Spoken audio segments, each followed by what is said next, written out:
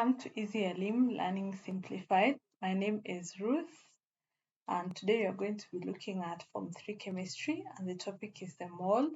And today we are going to be looking at stoichiometry.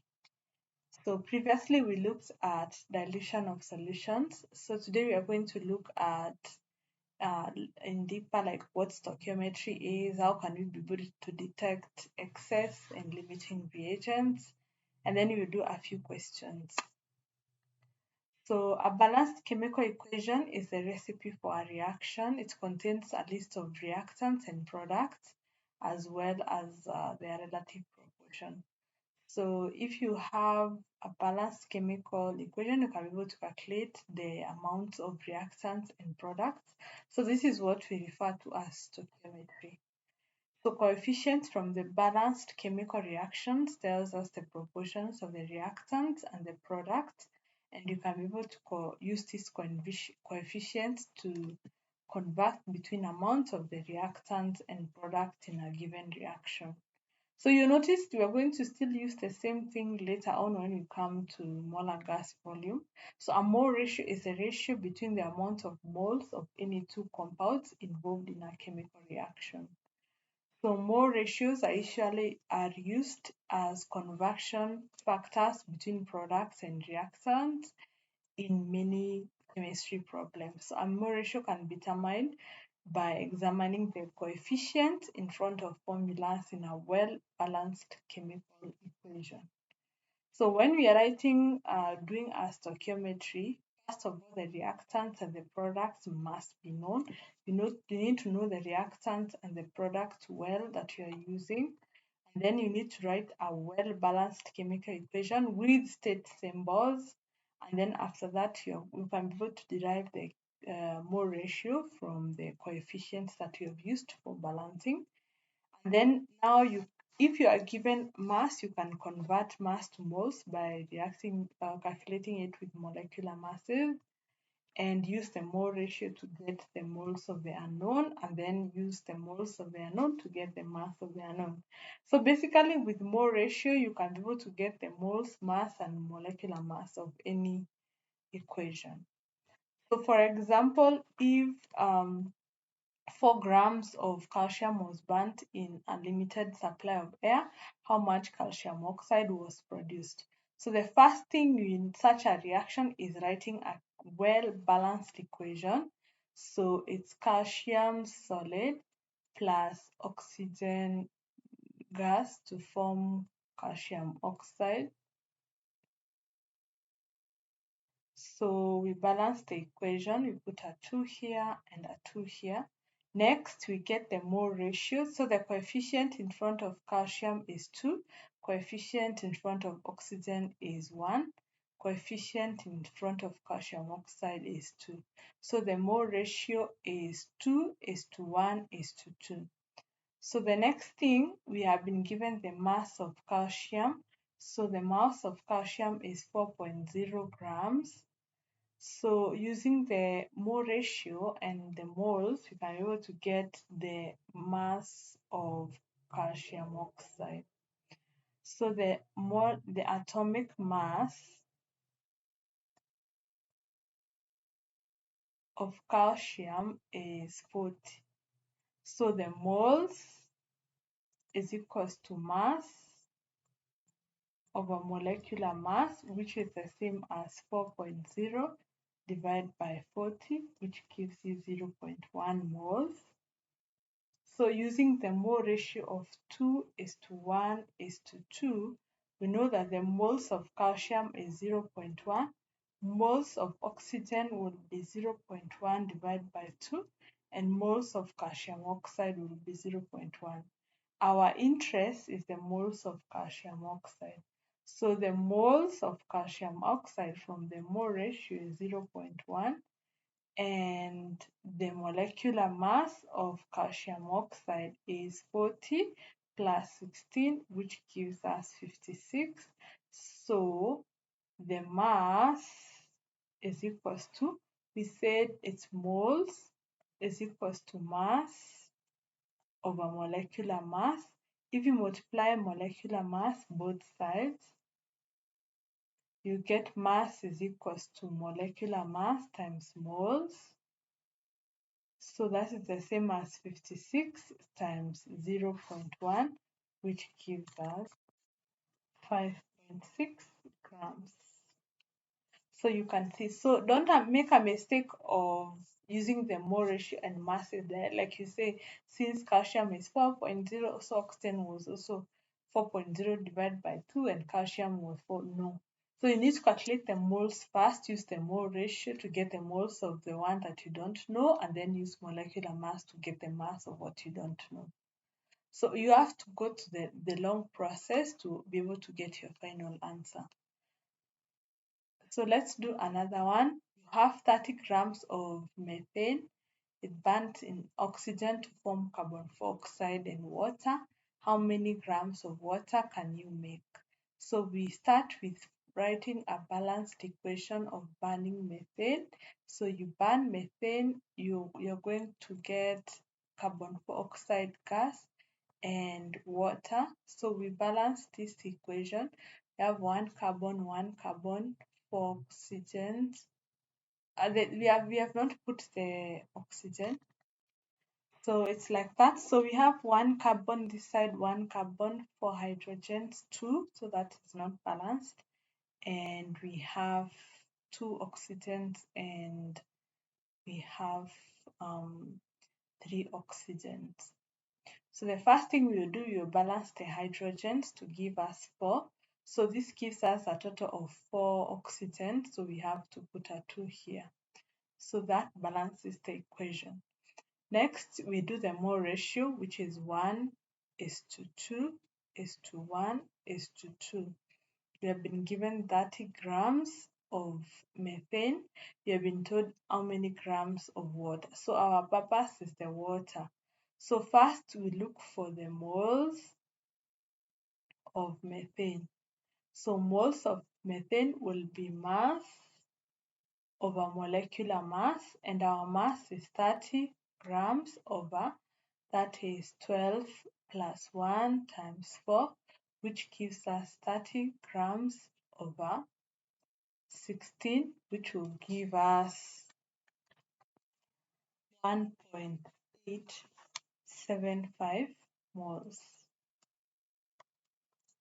So using the mole ratio of methane to water is going to be 1 is to 2. So if 1 is 1.875, what about 2? So it means 1.875, you multiply it by 2, which will give us 3.75 moles. Now we have the moles of the water.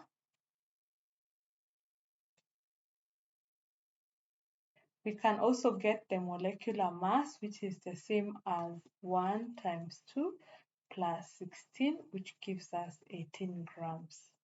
So mass, from the previous example, we saw it is moles times molecular mass, which gives us moles of 3.75 times molecular mass of 18, which gives us 67.5 grams.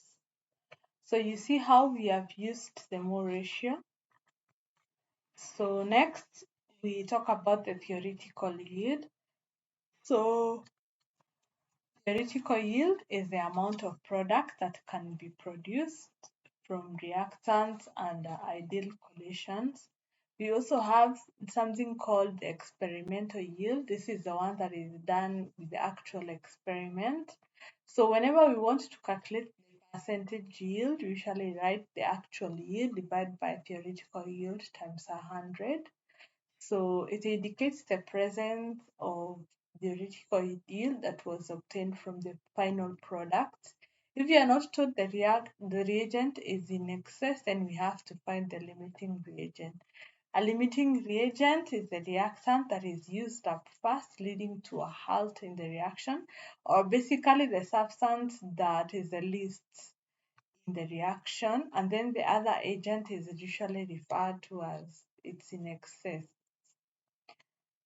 So For example, a simple method of finding a limiting reagent is to find moles of both reactants and hence find the reactant with the least moles.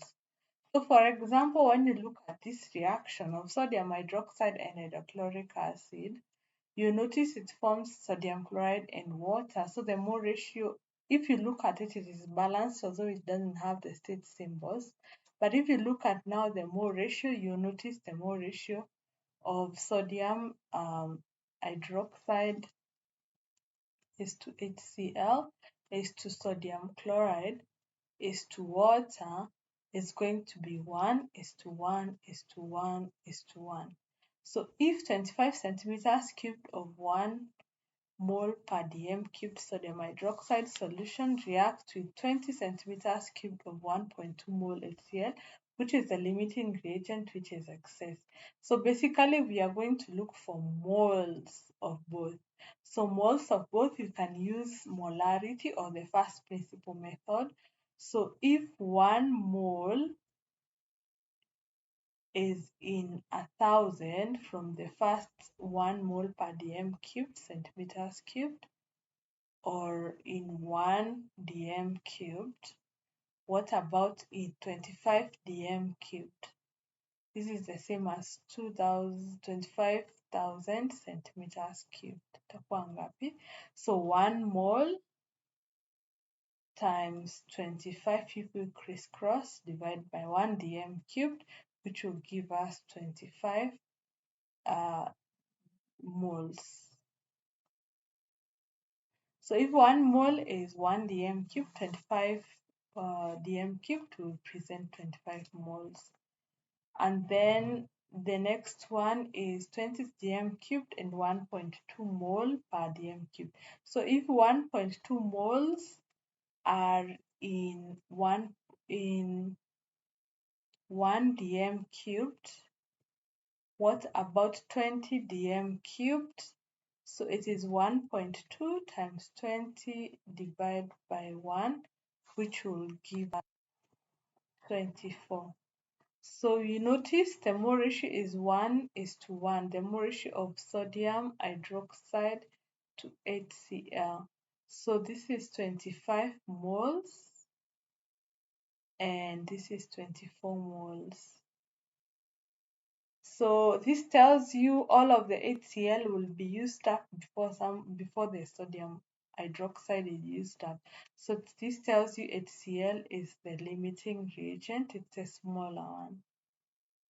And then sodium hydroxide is in excess by 1 mole. You can see from the calculation. So that's how you are able to determine a limiting reagent and the reagent that is excess. So let's do one more question. So if you have 20 grams of nitrogen and 5 grams of hydrogen, which is the limiting reagent. So if you look at the mole ratio of nitrogen is to hydrogen, it is going to be 1 is to 3. So we look for moles in each case. So the moles of nitrogen is going to be mass, which is 20 grams over molecular mass, which is 28. 28 is because of 14 times 2, which will give us the moles of 0.7142. And then moles of hydrogen is going to be mass, which is 5.0 grams, divided by 2, which comes from 1 times 2, which will give us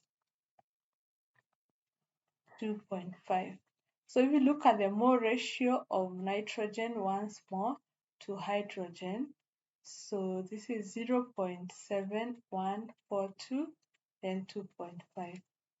So that means that the amount of hydrogen, if we were to use up all the nitrogen, using the mole ratio is supposed to be 0.7142 times 3 because there are 3, which gives us 2.14. So you can see for us to use all the nitrogen, you require 2.14 moles of hydrogen, but the moles of hydrogen we have is 2.5. This means that it is a lot more than what you use in the reaction. This tells you that hydrogen is in excess, and then the nitrogen is the limiting reagent.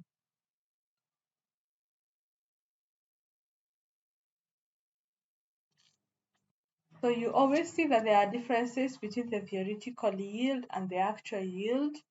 It's because we have some errors that happen in the reaction. So some of the reaction may remain unreacted when the reaction is complete, or some of the product may be lost when liquids or solids are transferred from one container to the other, and some of the reactants they form other compounds. So that's the reason why you always see that distinctions between theoretical yield and the actual yield. So that brings us to the end of the lesson. See you in the next session.